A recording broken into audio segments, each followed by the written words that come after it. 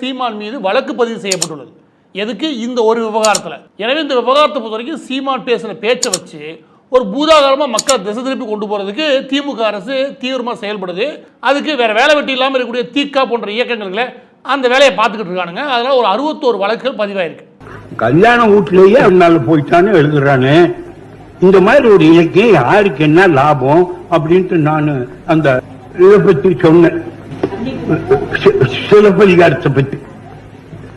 அதுக்கு அந்த பொண்ணு ஒரு பையனை பிடிச்சி உட்கார்ந்துக்கிட்டு, நமக்கு சரியா படிக்க தெரியல, ஆண்களால் இதெல்லாம் குற்றம் சொல்றோம், அண்ணன் அவன் போனது தப்பு தான், அது அவன் பேர்ல தப்பு இல்ல, கண்ணகே கவர்ச்சியா இல்லை, அதாவது புருஷன் கண்ணுக்கு அழகா இல்லையாவோ அப்படியே சொன்னாலும் வச்சு ஃபர்ஸ்ட் காலேஜ் போல நினைச்சேன் நான், இப்படிப்பட்டவனுக்கெல்லாம் போல ஒரு வேலை கொடுத்திருக்காங்களேன்னு.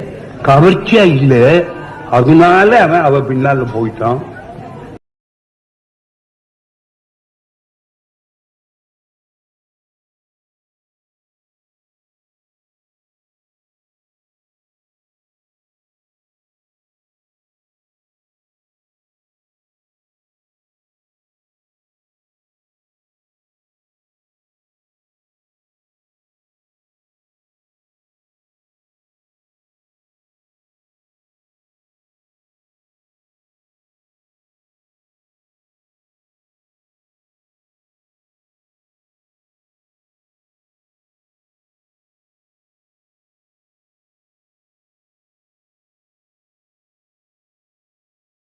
பார்க்குறோம். இன்றைய தமிழக முதலமைச்சர்லேருந்து முன்னாள் தமிழக முதலமைச்சர் கலைஞர் கருணாநிதியிலேருந்து நிறைய திராவிட இயக்கத்தை எல்லாருமே பெரியார் ஒரு பெரிய பிம்பமாக கொண்டு வந்து வச்சிருக்கிறாங்க.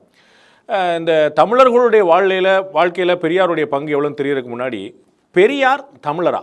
வணக்கம். இதுக்கு நான் பதில் சொல்றது காட்டிலும் பெரியாரே இதற்கு பதில் சொல்லியிருக்கிறார். 1944 நீதி கட்சிய திராவிடர் கழகமா மாற்றிய சேலம் மாநாட்டில் பெரியாரே பேசுகிறார். பெரியார் சொல்றார், இங்க பாருங்க, கண்ணப்பர் ஒரு தெலுங்கர், நான் ஒரு கன்னடன், தோழர் அண்ணாதுரை ஒரு தமிழர், அப்புறம் நமக்குள்ள 1000 ஜாதி பேதங்கள் உண்டு.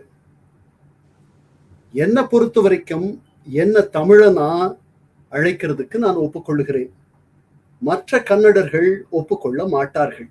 எனவே தோழர்களே, நாம் இப்போது அதிசயமாக ஒன்றும் போராடலை. மதங்கிறது இல்லை, யாராலையும் இப்போது எடுத்து சொல்ல முடியல.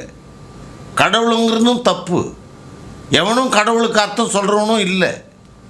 இன்றைக்கி நாம் கும்பிடுற ராமன், கிருஷ்ணன், சிவன், பிரம்மா, மற்றது இந்த கடவுள், அது இது, இந்த குப்பை கூடம்லாம் கடவுளே இல்லை, பாப்பானால் உண்டாக்கப்பட்டு, அது அவன் முட்டாளாக இருக்கிற போது உண்டாக்கினதுனால அதற்கு மனுஷத்தன்மையே இல்லை.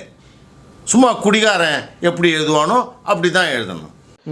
சீமான் இந்த விஷயத்தில் பெரியாரை பற்றி, பெரியார் ஒழுக்கம் குறித்தும் செக்ஸ் குறித்தும் பெரியாரை பற்றி பேசியது தவறு என்பது என்னுடைய கருத்து. சீமான் அதை தவிர்த்திருக்க வேண்டும், நிச்சயம் தவிர்த்திருக்க வேண்டும்.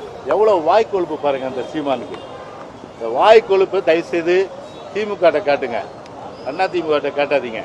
காட்டினா பின்விளைவுகள் கடுமையாக இருக்கும். அதை மட்டும் தயவுசெய்து நான் சொல்ல கடமைப்பட்டிருக்கேன். அதனால் தயவுசெய்து அண்ணா திமுகவோட விளையாட வேண்டாம், எங்களுடைய தலைவர்களை சீண்டி பார்க்க வேண்டாம். எனக்கு வாய் கொழுப்பு, அவங்களுக்கு பண கொழுப்பு. இது எந்த கொழுப்பு தேவைப்படுதுப்பா? எந்த கொழுப்பு தேவைப்படுது? ஜெயக்குமார் மேலே மரியாதை வச்சுருக்கேன், அதை காப்பாற்றிக்கிட்டு பேசாமல் போகணும். புரியுதா?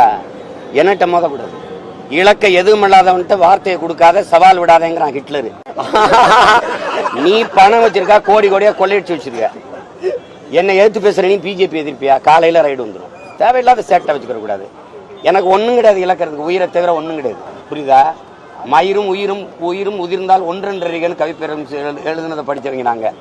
அதெல்லாம் சும்மா ஜெயக்குமார் ஏதோ பேசி வாபுசி பாதை, அங்கே அறிவு மூதாட்டி எங்க அப்பத்தா அவை பாதை, அங்கே கம்பர் பாதை, அங்கே புரட்சி பாவலன் பாரதாசன் பாதை, அங்கே அது தெரியல ஏதோ ஒரு பாதை, நல்ல பாதையாத்தான் இருக்கு. அங்கே நடுவில் ஒரு நாச பாதை, கேவலங்கட்ட பாதை. அந்த பாதை இறங்கி இந்த காலத்தை திருப்பிவிடுவான். இந்த ஊரில் பெரிய பெரிய சேவை இந்த சேவையை செய்த என் அன்பு தம்பி இந்த டிஸ்கவரி வெளியீட்டகத்தின் உரிமையாளரின் தம்பி வேடியப்பன் அவர்களுக்கும் இந்த நூலை தொகுத்து அரும்பாடாற்றி தொகுத்து வழங்கியிருக்கிற நார்வீர் இளவல் பாலமுடி வர்மன் அவர்களுக்கும் அரங்கத்தை கொடுத்து அருளிய பெருந்தகையாளர் ஐயா பப்பாசியினுடைய தலைவர் ஐயா சேது சொக்கலிங்கம் அவர்களுக்கும் என்னுடைய அன்பும் வணக்கமும். புரட்சி எப்போதும் வெல்லும், ஒரு நாள் தமிழ் தேசியர்களின் வெற்றி சொல்லும்.